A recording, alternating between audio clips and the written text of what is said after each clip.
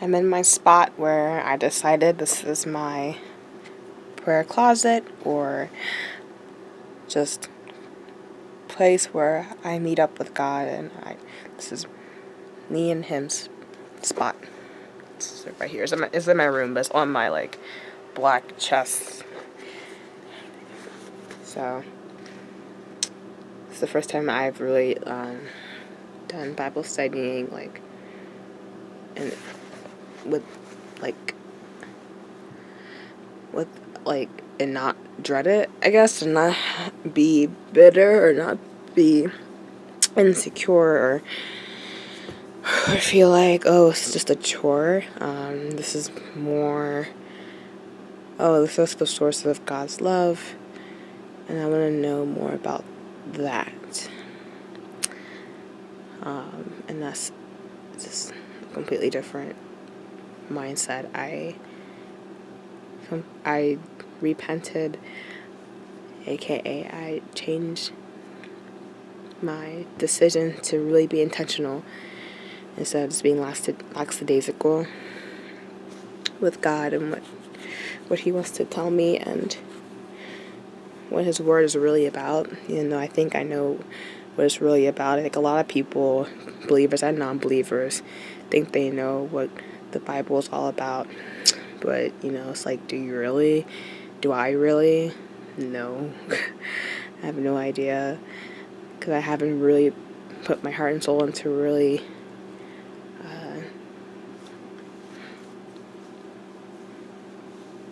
learning, and this takes time. It's going to take a lot of time. Thank God. Pastor Joey, he said, of course you can't starve yourself of something and then gorge and think and expect your body to be healthy, and with a food analogy that makes sense, but spiritually it's like, oh, I guess that is true. Spiritually it's probably not healthy to just ignore just how you are spiritually, and then all of a sudden just bombard yourself with all this. I have to do this, and I need to be this, and let's do this and let's do that, and oh, did you know about that? It's a bit much, and and I know I get overwhelmed a lot, and I get anxious. So I want to break that pattern today,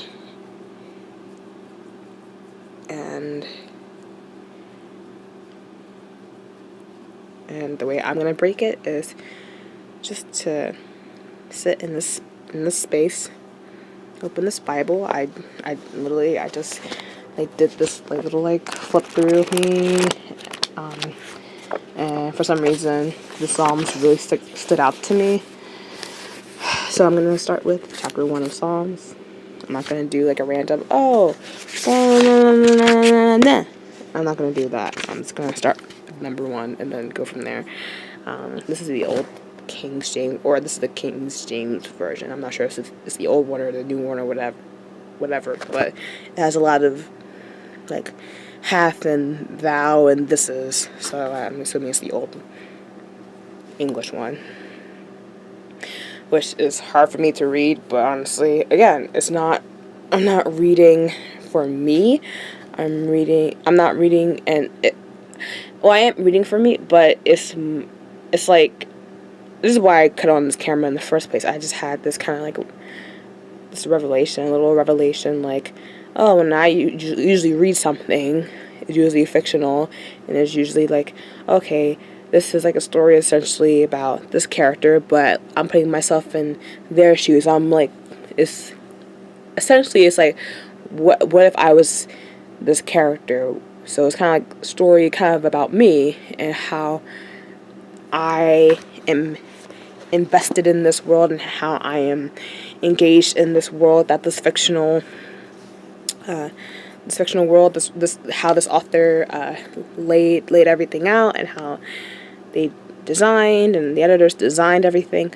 But for the Bible, is completely it's opposite. It's actually the story about Jesus and the entire God Trinity, and being immersed kind of from their perspective not so much from our perspective. And that's a very, like, that's something that, well, obviously, like, I wasn't taught how to do that. I don't think anybody's really taught how to do that. You kind of just do it by reading the Bible, I assume. That's just one of the many things that I think that you get out of reading the Bible, is that you get to see God's perspective on things and then apply it to your own life. And that's the whole point of modeling ourselves after Jesus, is because it's his story. You know, I could have never done what God or Jesus did. And I do believe that this Bible is real, and it is as true of a form as God you can get. Why? I mean, I've been in this a year, and as you can see, I'm not an expert on the Bible. I haven't really even done an in-depth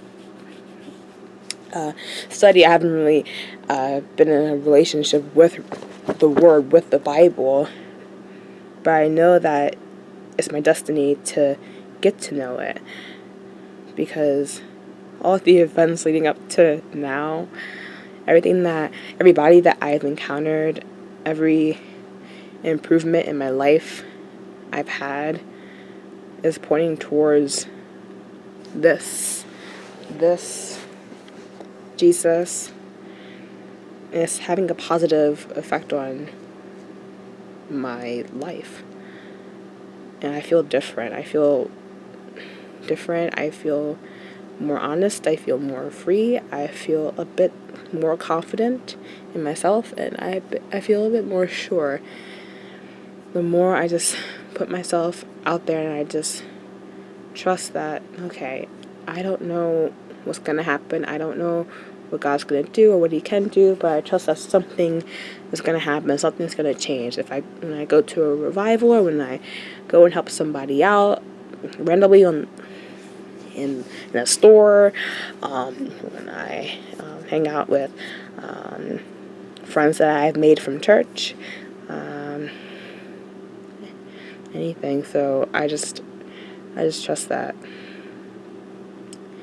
I'm on a path where I should personally belong on.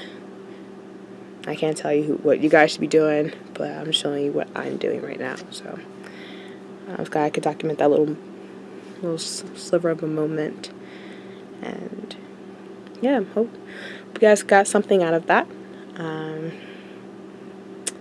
And that's it. Bye.